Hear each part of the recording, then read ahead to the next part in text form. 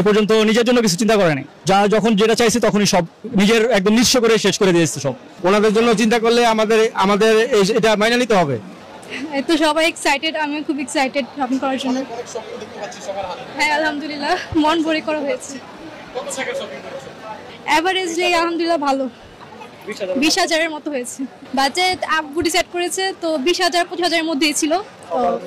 সবাই মিলে full family সবাই আসছি, শুধু বড় বোন বাদে, বড় বোনের বিয়ে হয়ে গেছে, সবাই আসছে একসাথে। আব্বু নিজের জামা কখনো আগে কিনে না, আগে আমারটা, তারপর আমার বড় ভাই বোনেরটা, তারপর আম্মুটা, তারপর যদি টাকা বাঁচে তাহলে আব্বু নিজেরটা করে।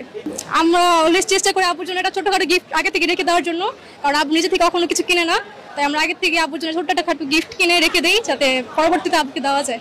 আব্বুর জন্য একটা ছোট্ট স্যাক্রিফাইস আমরাও করি, শুধু আব্বু না। এটা কেউই বলতে পারবে না কাকে বেশি, দুজনকে সমপরিমাণে ভালোবাসি। হ্যাঁ, কিন্তু স্যাক্রিফাইস আব্বু বেশি করে টাকা পয়সার দিক দিয়ে, আর আম্মু করে ঘরের দিক দিয়ে, যেমন আমাদের পড়াশোনা করানোর জন্য আম্মু হেল্প করে। দুজনকে সমানভাবে ভালোবাসা হয়, এটা বলা যাবে না। সত্যি ভালো ভালো আছেন আপনি? জি, মেয়ের কথা শুনে। হ্যাঁ, আচ্ছা, এই যে আপনি পরিবার সবার জন্য শপিং করলেন, বাট আপনি সবার পরে কি কিনলেন, কেন? এটা একটা আনন্দ, একটা সুখ। সবারটা ম্যানেজ করে তারপরে যদি এটা কিনি তাহলে আর কি আমার ভালো লাগে। এটাই আমার প্রতি বছরই একটা আমার একটা আকাঙ্ক্ষা।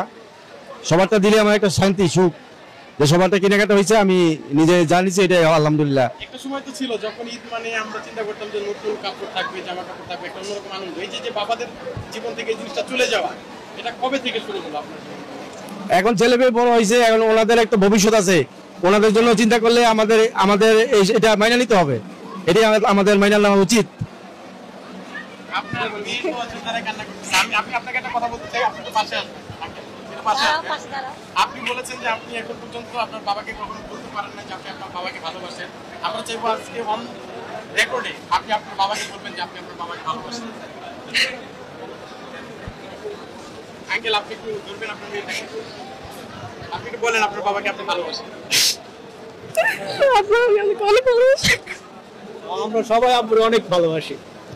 সবার চোখে পানি। আপনি তো আজকে এদিকে ফ্যামিলি দেখতে পাচ্ছেন যে আজকে একটা ঈদের কেন্দ্র করে তাদের থেকে তুমি আসলে এটা হচ্ছে আনন্দের অশ্রু। ফ্যামিলি এভাবে তাদের বাবা মায়ের জন্য আন্তরিক হওয়া উচিত। আপনি তো আপনার বড় ভাই। হ্যাঁ, বড় ভাই, আপনার বাবাকে নিয়ে একটু সত্য কথা বলেন। আব্বু হচ্ছিল যে ছোটবেলা থেকে অনেক কষ্ট করে বড় হয়েছে, কিন্তু মানে হচ্ছিল যে নিজের যে কষ্টের যে এত কষ্টের উপার্জনের টাকা কখনো চিন্তা করেন যে কত বাকি আছে, যা যখন যেটা চাইছে তখনই সব নিজের একদম নিঃস্ব করে শেষ করে দিয়েছে সব। এ পর্যন্ত নিজের জন্য কিছু চিন্তা করেনি। এটা সুখের কান্না, খুশির কান্না। ছেলেমেয়েরা বাপের এত অ্যাপ্রিসিয়েট করে, এই জন্য আর কি। এই আর কি, আমাদের পরিবারটা অনেক খুশির পরিবার, সুখের পরিবার। আমার 3টা ছেলে মেয়ে, আমরা স্বামী স্ত্রী, আল্লাহর রহমতে আমরা 5 জন।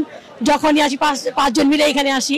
আজকে বড় মেয়েটার বিয়ে হয়ে গেছে, বড় মেয়েটা বাসায় শ্বশুরবাড়িতে, আমরা 4 জন আসছি। ওর একটু খালি খালি ভাব লাগতেছে, ওর একটু এই করতেছি, ওরে পাইতেছি না কাছে। শ্বশুরবাড়িতে চলে যাবো কয়েকদিন পর জাপান, আর কি মেয়েটারে করতেছে আর কি, মিস করতেছি।